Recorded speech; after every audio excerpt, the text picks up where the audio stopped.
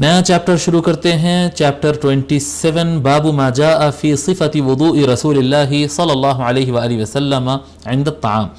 نبی اکرم صلی اللہ علیہ وآلہ وسلم کا کھانے کے وقت پر وضو کرنے کا بیان۔ کھانے کے وقت وضو کرنے کا بیان، تو اب یعنی وضو دو قسم کے ہوتے ہیں، انشاءاللہ تعالی ہم بتاتے ہیں۔ وضو دو قسم کے ہوتے ہیں، وضو ایک ایز پر لینگویج وضو ہے، ایک شرعی وضو ہے۔ شرعی وضو کہتے ہیں کہ وہ جو ہم کو نماز سے پہلے وضو کرنے کا طریقہ سکھایا گیا، دونوں ہاتھ دھونا، کلی کرنا، ناک میں پانی چڑھانا، چہرہ دھونا، دونوں ہاتھ کونیوں تک دھونا، سر کا مسح، کان کا اور گردن کا مسح، پھر دونوں پاؤں دھونا، یہ جو ہے یہ شرعی وضو ہے یہ۔ اور دوسرا ہوتا ہے لغوی وضو۔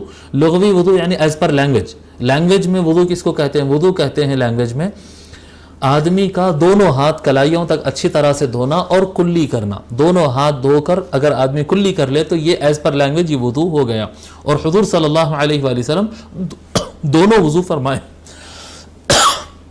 آقا صلی اللہ علیہ وآلہ وسلم دونوں وضو فرمائے ہیں۔ ٹھیک ہے، اب پڑھتے